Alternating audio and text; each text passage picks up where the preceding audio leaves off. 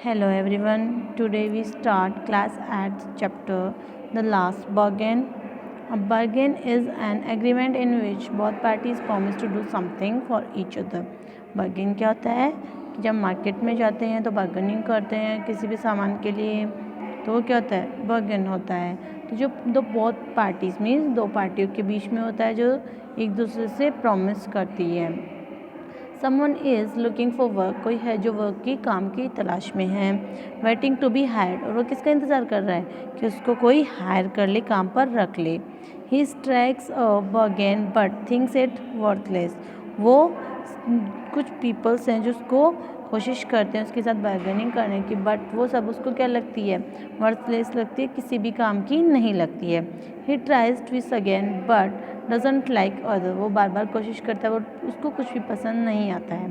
Finally in the last bargain when he hired for nothing what ever, जब last bargaining होती है तब उसको बिना किसी चीज़ के उसको हायर किया जाता है। He is happy as never before, वो उसी से बहुत खुश होता है जैसे कि वो पहले उन चीज़ों से खुश नहीं होता है। वॉट इज़ द बार्गेन, वो बार्गेन क्या था, and why is it the best, और वो बेस्ट क्यों था। अब हम इस पोएम में देखते हैं। Come and hire me I cried while in the morning, morning के टाइम मैं चिल्ला रहा हूँ कि आओ और मुझे हायर कर लो, काम पर रख लो। I was walking on the stone paved road, मैं कहाँ पर चल रहा हूँ, स्टोन से बनी हुई सड़क पर चल रहा हूँ। Sword in hand the king came in his chariot, जो राजा हैं वहाँ के वो अपने चैरियट में, रथ में सवार होकर के आते हैं। उनके हाथ में क्या होती है, स्वॉर्ड, तलवार होती है।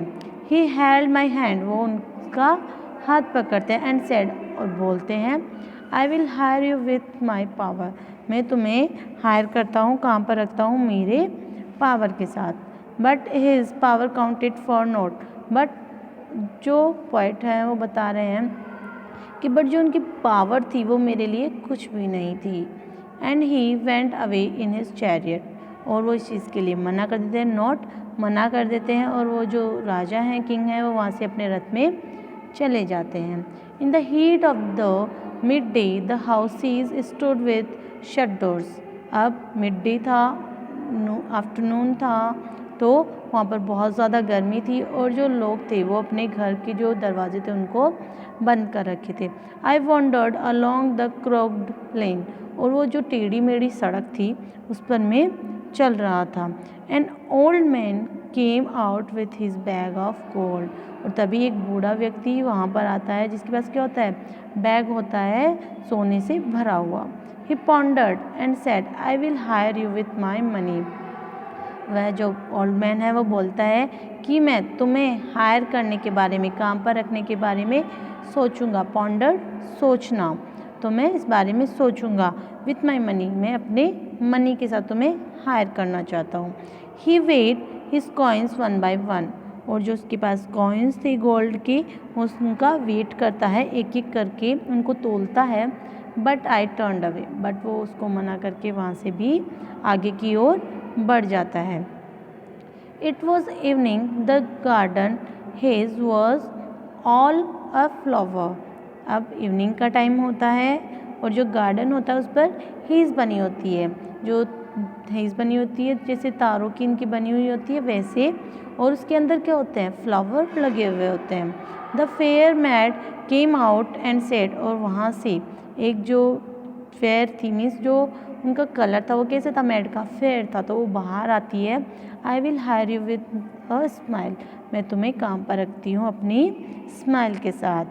Her smile पेल्ड and melted into tears, जो उसकी स्माइल है थोड़ी देर बाद में मायूसी में बदल जाती है और उसके आँखों से आंसू आते हैं।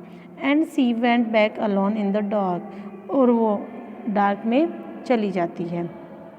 The sun glistened on the sand, जो सन है इवनिंग का टाइम है तो वो रेत पर क्या हो रहा है, चमक रहा है, शाइन कर रहा है। And the sea waves broke waywardly, और जो सी है उनकी वेव्स है वो इधर उधर हो रही है। A child set playing with shells, एक बच्चा है जो वहाँ पर शेल्स वगैरह होते हैं, शंख वगैरह, उनसे खेल रहा होता है। He raised his head and seemed to know me and said, I hire you with nothing. जो बच्चा है उसकी तरफ देखता है जैसे कि उसको पहले से ही जानता हो और उसको बोलता है कि मैं तुम्हें हायर करता हूँ, काम पे रखता हूँ बिना किसी चीज़ के. From henceforward that bargain struck in child's play made me a free man. और जो ये bargain होती है, लास्ट bargain होती है उसकी, ये उसको एक फ्री मैन बना देती है, एक आज़ाद इंसान बना देती है और इससे वो बहुत खुश होता है और उस बच्चे के पास चला जाता है. मीन्स यही है कि जो राजा है उसको अपने पावर के साथ हायर करते हैं, बट पावर हमेशा के लिए तो नहीं रहती है, वो उसको वर्थलेस लगती है. जो व्यक्ति है उसको गोल्ड के साथ रखता है तो वो भी उसको वर्थलेस लगते हैं, किसी काम के नहीं लगते हैं. जो वुमेन है वो उसको स्माइल के साथ हायर करना चाहती है, बट उसकी स्माइल भी है वो वक्त के साथ फीकी पड़ जाती है. तो इसका मतलब यही है कि जब वो बच्चे के पास जाता है वहाँ पर बार्गेन करता है तो वो उसको एक फ्री इंसान, आज़ाद इंसान बना देती है. और ये स्टोरी, ये जो पोएम है, ये पोएम है, ये किसकी है? रविंद्रनाथ टैगोर के द्वारा लिखी गई है. Okay students, thank you.